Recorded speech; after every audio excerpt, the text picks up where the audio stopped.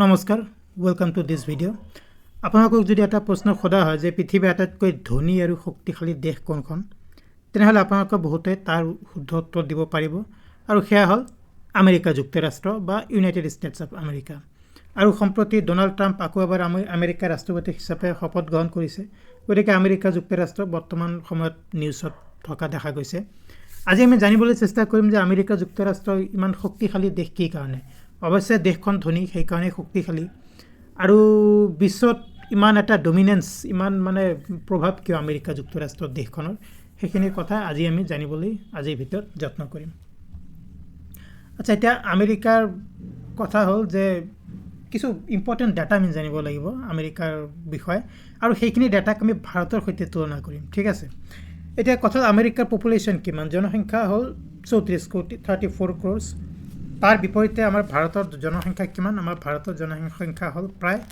142 কোটি ঠিক আছে আমেৰিকাৰ জিডিপি কিমান গ্ৰছ ডমেষ্টিক প্ৰডাক্ট হ'ল $29 ট্ৰিলিয়ন তকৈ অলপ বেছি $29 ট্ৰিলিয়ন বিশ্বৰ এক নম্বৰ ভাৰতৰ জিডিপি কিমান ভাৰতৰ জিডিপি হ'ল মাত্ৰ $4 ট্ৰিলিয়ন চাব আমেৰিকাৰ পপুলেশ্যনত 34 ক্ৰ'ৰ ভাৰতৰ পপুলেশ্যন 142 ক্ৰ'ৰ প্ৰায় কিমান বেছি হ'ল প্ৰায় 4 গুণে বেছি হ'ল 4 গুণে আমাৰ পপুলেশ্যন বেছি কিন্তু আমাৰ জিডিপি আমেৰিকাতকৈ 7 গুণে কম গতিকে আইডিয়া কৰিব পাৰিছে আমেৰিকাৰ মানে পাৰ কেপিটা ইনকাম কিমান বেছি হ'ব পাৰ কেপিটা ইনকাম তাত $86,000 বহুত বেছি ভাৰতৰ পাৰ কেপিটা ইনকাম হ'ল মাত্ৰ $2,700 $2,700 বিপৰীতে আমেৰিকাৰ $86,000 ওকে হিউম্যান ডেভেলপমেণ্ট ইণ্ডেক্স মানে মানৱ সম্পদৰ বিকাশৰ সূচাংক এটা কিবা ইণ্ডেক্স নাম্বাৰ থাকে সেইটো আমেৰিকাৰ কিমান 0.927 তাৰ বিপৰীতে ভাৰতৰ হিউম্যান ডেভেলপমেণ্ট ইণ্ডেক্স কিমান ভাৰতৰ হিউম্যান ডেভেলপমেণ্ট ইণ্ডেক্স হ'ল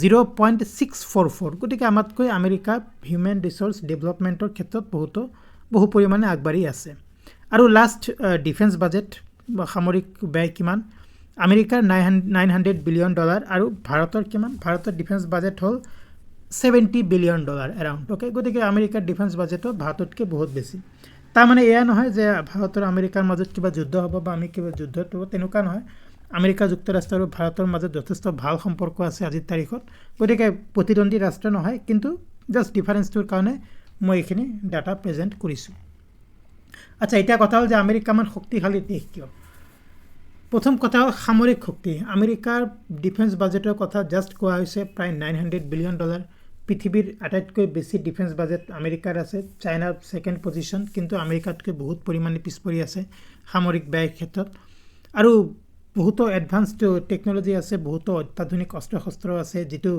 এইটো বিমানৰ পিকচাৰ দিয়া হৈছিলে তেনেধৰণে F-35ৰ দৰে অত্যাধুনিক বিমান আমেৰিকাৰ সৈতে আছে আজিৰ তাৰিখত আৰু অকল আমেৰিকাতে নহয় আমেৰিকাৰ বাহিৰতো আমেৰিকাৰ উপৰিও আৰু 79খন দেশত আমেৰিকাৰ সামৰিক ঘাটি আছে প্ৰায় 128খন দেশত নহয় প্ৰায় 128টা সামৰিক ঘাটি আছে পৃথিৱীৰ সৰ্বমুঠ 80খন দেশত আমেৰিকাৰ সামৰিক প্ৰায় 800 ডিফেন্স বেছ আছে আমেৰিকাৰ সমগ্ৰ পৃথিৱীত গতিকে সমগ্ৰ পৃথিৱীৰ যিকোনো অঞ্চলতে আমেৰিকান সেনা আছে বা অতি কম সময়ৰ ভিতৰতে প্ৰয়োজন হ'লে আমেৰিকান সেনাক মানে মোতায়েন কৰিব পৰা যায় তেনেকুৱা এটা কেপাচিটি আমেৰিকান মিলিটাৰীৰ আছে সেইকাৰণে আমেৰিকাক ট্ৰু সুপাৰ পাৱাৰ দেশ বুলিও গণ্য কৰা হয় ভাৰতৰ ওচৰত মেইনলি জাপান কোৰিয়া আদি দেশত আমেৰিকাৰ যুক্তৰাষ্ট্ৰৰ বহুতো সৈন্য ঘাটি আছে বা সৈন্য তাত মানে ষ্টেচন হৈ আছে নেক্সট ইকনমিক ডমিনেন্স অৱশ্যে আমেৰিকা ধনী ৰাষ্ট্ৰ ধনী কি কাৰণে হৈছে কাৰণ আমেৰিকা এটা পুঁজিবাদী ৰাষ্ট্ৰ তেওঁলোকৰ ইকনমি বহুত দিন আগতে লিবাৰেল হ'ল 1700 শতিকাত 1800 শতিকাতে তেওঁলোকে স্বাধীনতা লাভ কৰিলে তেতিয়াৰ পৰা বিজনেছ বা ব্যৱসায় কৰাৰ ক্ষেত্ৰত তেওঁলোকৰ মানে যথেষ্ট মানে উদাৰ নীতি অৱলম্বন কৰিছে যথেষ্ট উদাৰপন্থী তেওঁলোক আৰু সমগ্ৰ বিশ্বৰ সৈতে তেওঁলোকে বাণিজ্য কৰে আৰু ব্যৱসায় কৰা যথেষ্ট সহজ আমেৰিকাত সেইকাৰণে আমেৰিকা আজি বিশ্বৰ অৰ্থনৈতিক মহাশক্তি অকল সামৰিক মহাশক্তিয়ে নহয় অৰ্থনৈতিক মহাশক্তিও আৰু কোৱা হৈছে যে প্ৰায় $29 ট্ৰিলিয়ন হয় আমেৰিকাৰ জিডিপি গ্ৰছ ডমেষ্টিক প্ৰডাক্ট আৰু বিশ্বৰ এই ক্ষেত্ৰত আমেৰিকা স্থান প্ৰথম দ্বিতীয় স্থানত চাইনা তৃতীয় স্থানত জাপান জাৰ্মানী ইণ্ডিয়া তেনেকৈ আৰু আমেৰিকাৰ জিডিপি যিমান হয় আজিৰ তাৰিখত আমেৰিকাৰ যিমান সম্পদ উৎপাদন হয় সেয়া বিশ্বৰ GDPৰ প্ৰায় 25%। মানে কি ধৰক বিশ্বত ধৰি লৈছোঁ $100 সামগ্ৰী উৎপাদন হয়, সেই $100 সামগ্ৰীৰ ভিতৰত $25 কিন্তু আমেৰিকাত উৎপাদন কৰা হয়। গতিকে বিশ্বৰ অৰ্থনীতিত আমেৰিকা এক যথেষ্ট গুৰুত্বপূৰ্ণ ভূমিকা গ্ৰহণ কৰিছে।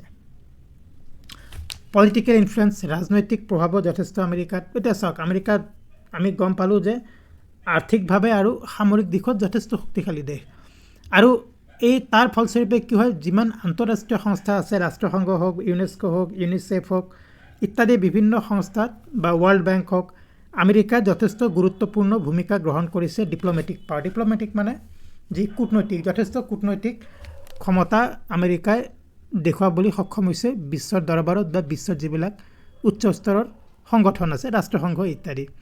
আৰু যেতিয়া বিশ্বত বিভিন্ন ঠাইত ধৰক কিবা যুদ্ধ হৈছে বা কিবা অশান্তিৰ সৃষ্টি হৈছে, তাত কিন্তু আমেৰিকা প্ৰায় হস্তক্ষেপ কৰা দেখা যায়। হস্তক্ষেপ মানে কি, মিডিয়েটৰ মানে কি হ'ল যে ধৰক তেওঁলোকে সেই যি সমস্যা হৈছে সেই সমস্যা সমাধানৰ কাৰণে প্ৰযত্ন কৰা দেখা যায়। এতিয়া ধৰক মিডল ইষ্টত ইজৰাইল, পেলেষ্টাইন বা ৰাছিয়া ইউক্ৰেইনৰ যুদ্ধ হৈ আছে, আমেৰিকা কিন্তু চবতে ইনভলভ হৈ আছে। ইউক্ৰেইন ৰাছিয়াৰ ক্ষেত্ৰত আমেৰিকা ইনভলভ হৈ আছে, যদিও ইউক্ৰেইনক সহায় কৰি আছে। ঠিক তেনেকৈ ইজৰাইল পেলেষ্টাইনৰ যুদ্ধৰ ক্ষেত্ৰত আমেৰিকাই মধ্যস্থকাৰী হোৱাৰ প্ৰায় চেষ্টা কৰা দেখা গৈছে। সেই তাৰ বিপৰীতে ভাৰত কিন্তু তেনেকুৱা কোনো ভূমিকা গ্ৰহণ কৰা নাই, কাৰণ ভাৰত গ্ল'বেল পাৱাৰ নহয়, আমাৰ ইমান পইচা নাই বা আমাৰ ইমান ৰাজনৈতিক শক্তি নাই, মিলিটাৰী শক্তি নাই যে তেনেধৰণৰ কনফ্লিক্টত কিবা ধৰণে আমি মানে নিজকে অন্তৰ্ভুক্ত কৰিব পাৰোঁ, বা ভাৰত সেইবিলাক নিবিচাৰেও, ভাৰত শান্তি বিচাৰে। কিন্তু আমেৰিকা তেনেকুৱা নহয়, যিহেতু মানে যথেষ্ট শক্তিশালী দেশ, গতিকে তেওঁলোকে প্ৰায় তেনেধৰণৰ কনফ্লিক্টত ইনভলভ হোৱা দেখা যায়।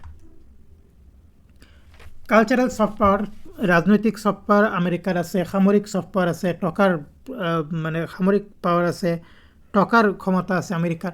এতিয়া অকল সেয়াই যথেষ্ট নহয়, কলা আৰু সংস্কৃতিৰ ক্ষেত্ৰতো কিন্তু আমেৰিকান ছফ্ট পাৱাৰ মানে বিশ্বজুৰি দেখিবলৈ পোৱা যায়। এতিয়া আমি বহুতে আমেৰিকান ফিল্ম চাওঁ, গান চাওঁ বা ৱেব ছিৰিজ ইত্যাদি, বা আমেৰিকান মেকডোনাল্ডছ ইত্যাদি আপোনালোকে জানে, আমেৰিকাৰ খাদ্য বা যিবিলাক ৰিটেইল ফুড চেইন আছে ইত্যাদি আমাৰ দেশতো আছে।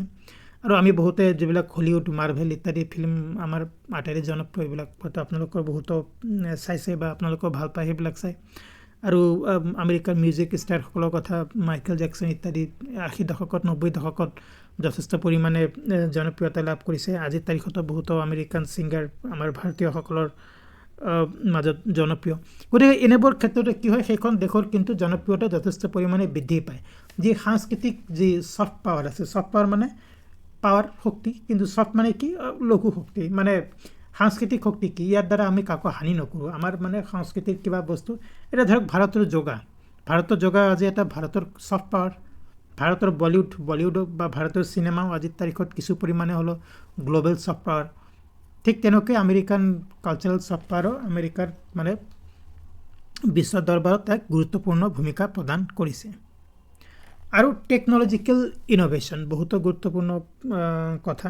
এতিয়া মই চাওক, এইটো ভিডিঅ' ইউটিউবত আপলোড কৰি আছোঁ ন। এতিয়া ইউটিউব কাৰ প্ৰডাক্ট, কোন দেশত ইউটিউবক মানে প্ৰতিষ্ঠা কৰা হৈছে, আমেৰিকাত কৰা হৈছে। এতিয়া গুগল, আমি ইয়াতে গুগল চাৰ্চ কৰোঁ, গুগল ক'ৰ প্ৰডাক্ট, আমেৰিকাৰ প্ৰডাক্ট। এপল কোম্পানীৰ নাম জানে আপোনালোকে, মই আইফোনৰ ওপৰত ভিডিঅ' বনাই থৈছোঁ, পাৰিলে আই বাটনত লিংক দি দিম মই। মাইক্ৰ'ছফ্ট আমাৰ কম্পিউটাৰবিলাক, বেছিভাগ কম্পিউটাৰে মাইক্ৰ'ছফ্টৰ যি উইণ্ড'জ অপাৰেটিং ছিষ্টেম তাৰ ওপৰত চলি আছে। ফেচবুক আপুনি জানে, আপোনালোকে বহুতেই ব্যৱহাৰ কৰে। ইনষ্টাগ্ৰামো আপোনালোকে বহুতে ৰিলছ ইত্যাদি চাবৰ কাৰণে ব্যৱহাৰ কৰে। গতিকে ইয়াত যিবিলাক প্ৰডাক্টৰ নাম দিয়া হৈছে আটাইবিলাক কিন্তু আমেৰিকান কোম্পানী বা আমেৰিকান কোম্পানীয়ে এইবিলাক প্ৰডাক্ট কিন্তু মানে লঞ্চ কৰিছে। আৰু অকল আমেৰিকাই নহয়, বিশ্বৰ আটাইকেইখন দেশতে এইবিলাক প্ৰডাক্ট মানে কম বেছি পৰিমাণে ব্যৱহাৰ কৰা হয়। তাৰ ফলতে কি হয়, সেইখন দেশৰ জনপ্ৰিয়তা বৃদ্ধি পায়। আমাৰ এটা উৎসুকতা থাকিব যে গুগল, আমাৰ হয়তো বহুতে নাজানিব পাৰে, গুগল মানে যিসকল নতুনকৈ গুগল ইউজ কৰিবলৈ শিকে, গুগল কোনে বনায় বা কোনে গুগল উলিয়াইছে, আমেৰিকাই উলিয়াইছে। আৰু তাৰপিছত Microsoft windows operating system computer. গতিকে তেনেধৰণৰ কিন্তু এখন দেশৰ জনপ্ৰিয়তা যথেষ্ট বৃদ্ধি পায় বা বিশ্ব দৰবাৰত সেইখন দেশে নিজকে প্ৰতিষ্ঠা কৰিবলৈ সক্ষম হয়।